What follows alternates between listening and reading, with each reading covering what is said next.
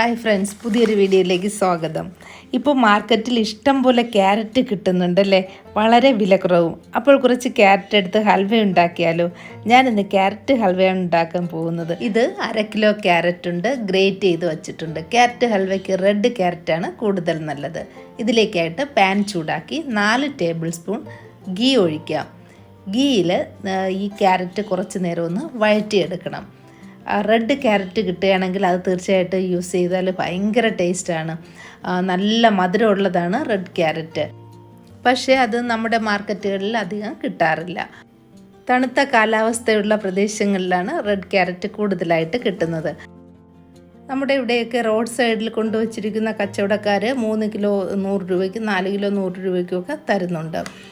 ഇതിപ്പോൾ വഴറ്റാൻ തുടങ്ങിയിട്ട് 10 മിനിറ്റായി. ഇനി ഇതിലേക്ക് പാല് ചേർക്കാം. 1/2 ലിറ്റർ പാലാണ്. 1/2 കിലോ ക്യാരറ്റിന് 1/2 ലിറ്റർ പാലാണ്.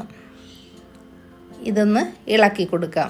ഇളക്കി പാലൊന്ന് വറ്റി വരണം. കുറച്ച് നേരം അടച്ചു വച്ചിട്ടൊക്കെ പാല് വറ്റിച്ചെടുക്കാം.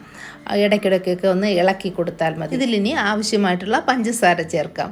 1/2 കപ്പ് പഞ്ചസാരയാണ് ചേർക്കുന്നത്. ഇതിൻ്റെ കൂടെ ഖോയയാണിത്. ഇത് 1/4 കപ്പ് ഖോയ.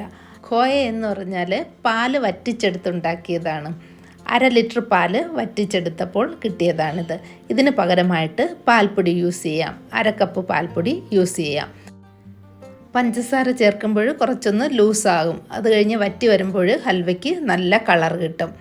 ഇനി ഇതിലേക്ക് ചേർക്കാനായിട്ട് നമ്മൾ കിസ്മിസും അണ്ടിപ്പരിപ്പും ബാദാമും എടുത്തിട്ടുണ്ട്. അത് കുറേശ്ശെയായിട്ട് ചേർക്കാം. ഇപ്പോൾ ഇത് 10 മിനിറ്റ് കഴിഞ്ഞു ഞാൻ വറ്റിച്ച് എടുത്തതാണ്. ഹൽവ പോലുള്ള കാര്യങ്ങളൊക്കെ ഉണ്ടാക്കുമ്പോൾ നമുക്ക് കുറച്ച് സമയം വേണം. ഇത് ലോ ഫ്ലെയിമിൽ സ്ലോ ആയിട്ട് കുക്ക് ചെയ്യുമ്പോഴാണ് അതിൻ്റെ ടേസ്റ്റ് കിട്ടുന്നത്. കുക്കറിലൊക്കെ ക്യാരറ്റ് വേവിച്ചിട്ട് പാൽപ്പൊടിയും അല്ലെങ്കിൽ ഖോയയൊക്കെ ചേർത്ത് ഹൽവ ഉണ്ടാക്കാറുണ്ട്. പക്ഷേ അതിത്ര ടേസ്റ്റ് കാണുകയില്ല. ഒരല്പം ഏലക്കാപ്പൊടിയാണ് പഞ്ചസാരയും കൂടി ചേർത്ത് പൊടിച്ചത്. വെള്ളമൊക്കെ നന്നായിട്ട് വറ്റിയിട്ടുണ്ട്. ഗീയൊക്കെ ആവശ്യാനുസരണം ചേർക്കാം. ഞാൻ 4 ടേബിൾ സ്പൂൺ മാത്രമാണ് ചേർത്തത്. ഇനി ഗീ ആവശ്യമാണെങ്കിൽ ഈ സമയത്ത് 2 ടേബിൾ സ്പൂൺ കൂടി ചേർക്കാം. ഞാനിപ്പോൾ ചേർക്കുന്നില്ല. ഇതിന് വളരെ ടേസ്റ്റാണ്. വായിലിട്ടാൽ തന്നെ അലിഞ്ഞു പോകുന്നൊരു ടേസ്റ്റാണ്. ചില ബേക്കറികളിലും ഹോട്ടലുകളിലൊക്കെയാണല്ലോ ഇത്തരം ഹൽവ കിട്ടുന്നത്. അപ്പോൾ ഇതുണ്ടാക്കാൻ ഒരു ബുദ്ധിമുട്ടും ഇല്ല എന്ന് മനസ്സിലായല്ലോ. അല്പം പാൽപ്പൊടി കരുതി വെച്ചിരുന്നാൽ ഖോയയുടെ ആവശ്യമില്ല, എളുപ്പമാണ്.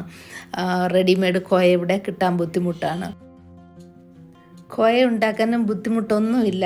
1/2 ലിറ്റർ പാലെടുത്ത് കുറച്ച് നേരം തിളപ്പിച്ച് ഇളക്കി കൊടുക്കണം. വറ്റിച്ച് കിട്ടുന്ന ആ പാൽക്കട്ടിയാണ് ഖോയ എന്ന് പറയുന്നത്. അത് ഭയങ്കര ടേസ്റ്റാണ്. കുട്ടികൾക്കൊക്കെ ഇടയ്ക്ക് അങ്ങനെ ഉണ്ടാക്കി എന്തെങ്കിലും ചപ്പാത്തിയിലൊക്കെ വെച്ച് കൊടുത്താൽ അവർ കഴിക്കും. അപ്പോൾ തീർച്ചയായിട്ടും ട്രൈ ചെയ്ത് നോക്കുക. ഭയങ്കര ഇഷ്ടമായിട്ടുള്ള എല്ലാവരും ഇഷ്ടപ്പെടുന്ന ഒരു റെസിപ്പിയാണ്. വീഡിയോ ഇഷ്ടമായെന്ന് വിചാരിക്കുന്നു. ഇഷ്ടമായെങ്കിൽ ലൈക്ക് ചെയ്യുക, ഷെയർ ചെയ്യുക, കമൻറ്റ് ചെയ്യുക. Thank you for watching Mother's Cooking lab.